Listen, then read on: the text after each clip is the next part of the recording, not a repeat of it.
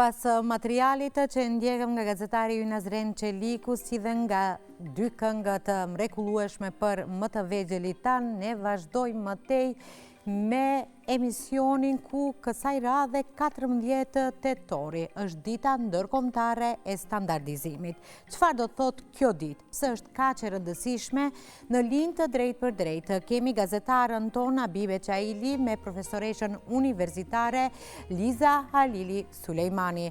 Mirëmëngjesi Abibe, besoj që dëgjohemi. Mirëmëngjes studio. Po, me qenë se sot është dita ndërkombëtare e standardizimit, për të na folur më shumë mbi rëndësinë e standardeve në zhvillimin ekonomik, rëndësinë e cilësisë dhe rritjen dhe produktet që përdorim çdo ditë, kam kënaqësinë të kem pranë meje profesoreshën universitare Liza Sulejmani. Përshëndetje profesoreshë dhe faleminderit që jep pjesë e emisionit Ritmi i ditës. Përshëndetje, faleminderit e juve për ftesën. Profesoresh, nëse mund të na thuash çka do të thotë standardizim për një sipërmarrje, kompani apo institucion? Standardizimi në fakt në vetë është një proces që përfshin vendosjen dhe zbatimin e rregullave të caktuara, udhëzimeve apo specifikimeve për sa i përket të unifikuara, për sa i përket proceseve brenda një institucioni apo një kompanie në lidhje me produktet dhe shërbimet e tyre. Ajo që vlen të theksohet është që standardizimi është mjaft i rëndësishëm për shkak se në njërin anë arrin që të bëjë dhe rritjen e konkurrencës tek këto kompani dhe gjithashtu reduktimin e kostove të tyre, por mundeson dhe një ndikim goxha pozitiv në lehtësimin e tregtisë ndërkombëtare. ISO, IS dhe ISO standardet janë shtrirë për zhvillimin të qëndrueshëm të një institucioni, kompanie, sektori. Sa këto standarde implementohen në vendin tonë? Në qoftë se duam të shohim se sa implementohen, mund të themi që implementimi i këtyre standardeve është në rritje, është goxha evidente, megjithatë kemi një rritje e cila është jo e njëtrajtshme. Me thënë, në qoftë se analizojmë nga ana e sektorit privat, mund të shohim që kemi kompani të mëdha, të cilët aplikojnë standardet e tyre, kryesisht do të thënë për sa i përket cilësisë, për sa i përket mjedisit dhe sigurisë në punë, megjithatë kemi apo hasim një mos trajtim dhe një mungesë të zbatimit nga ana e ndërmarrjeve të vogla dhe të mesme, dhe kjo kryesisht mendoj që ka të bëjë me mos fondet e nevojshme nga ana e këtyre ndërmarrjeve të vogla dhe të mesme për të bërë certifikimin e standardeve të tilla, dhe nga ana tjetër po ashtu kemi dhe një mosbatim sidomos në zonat rurale, ku kemi sektor të caktuar të cilët domethënë nuk i zbatojnë standardet e tyre dhe nuk janë të certifikuara për to. Po çfarë rëndësie ka zbatimi i këtyre standardeve në vendin tonë? Rëndësia është goxha e madhe, për shkak që fillimisht mund të themi që luajnë apo paraqisin një kornizë se si domethënë duhet të bëhet certifikimi për të zhvilluar ide të reja të inovacionit në mënyrë të vazhdueshme, dhe nga ana tjetër ajo që është më e rëndësishme është që ofrojnë siguri dhe cilësi. Domethënë produktet dhe shërbimet që ofrohen nga kompanitë të cilët janë të certifikueshme e kanë besimin e tregut, jo vetëm vendor, po edhe atë rajonal dhe ndërkombëtar, si dhe të partnerëve ndërkombëtar, dhe kanë domethënë atë rrugën e hapur për të zgjeruar më tepër në treget e Bashkimit Evropian, por dhe më gjerë. Dhe nga ana tjetër, po që se i shohim statistikat e caktuara, mund të shohim që zakonisht këto kompani, të cilët janë të certifikuara për standarde të tilla, kanë shprehur një rritje goxha të konsiderueshme, diku deri 20%, për sa i përket viteve të fundit të eksporteve të tyre. Po, a mundson aplikimi i këtyre standardeve një bashkëpunim më cilësor mes subjekteve ekonomike?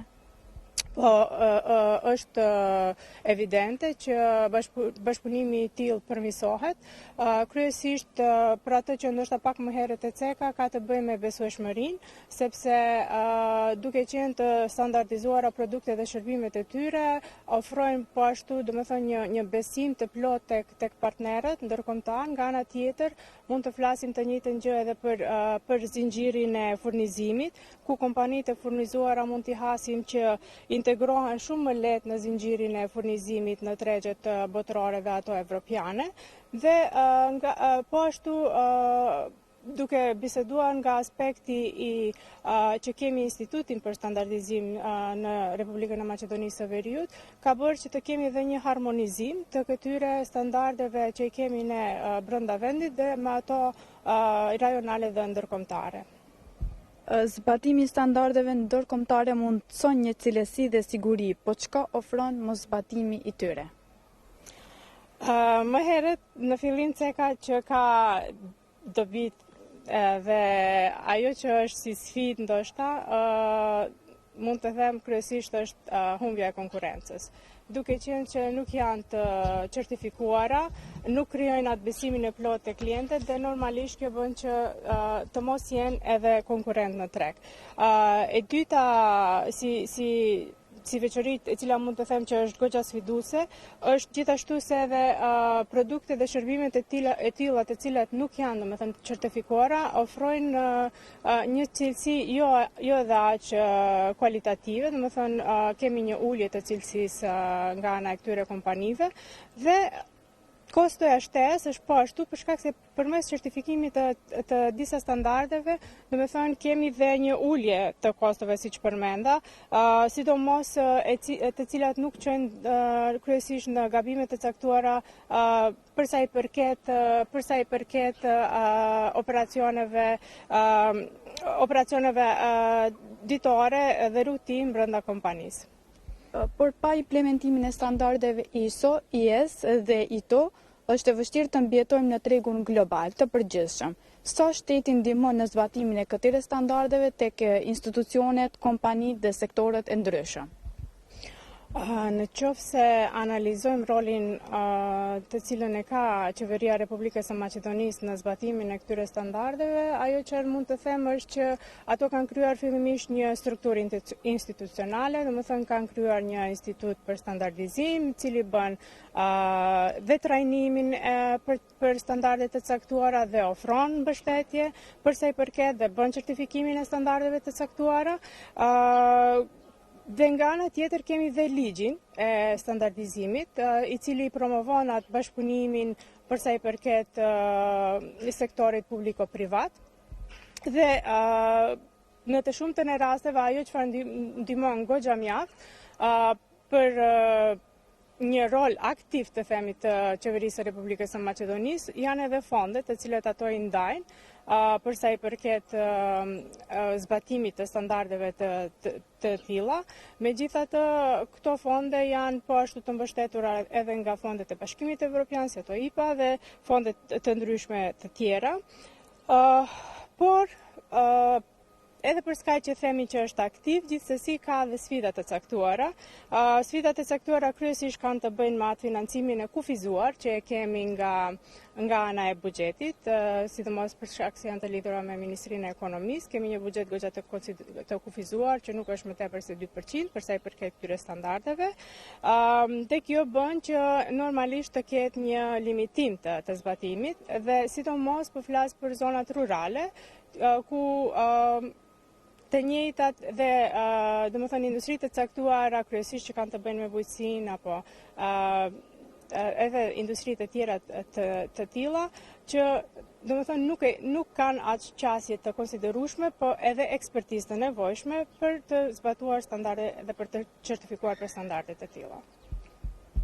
Zbatimi i këtyre standardeve është edhe një nga kushtet më thelbësore, të cilat duhet që vendi ynë të implementohet për antarësim në BE. Po, është më së vërtet sepse dhe një nga kërkesat për fillimit të negociatave për të bashkuar Bashkimit Evropian, përsa i përket Republikës së Maqedonisë së Veriut, është kryesisht edhe kjo, domethënë të bëjë harmonizimin e standardeve, kryesisht që kanë të bëjnë me cilësinë, me mjedisin dhe sigurinë.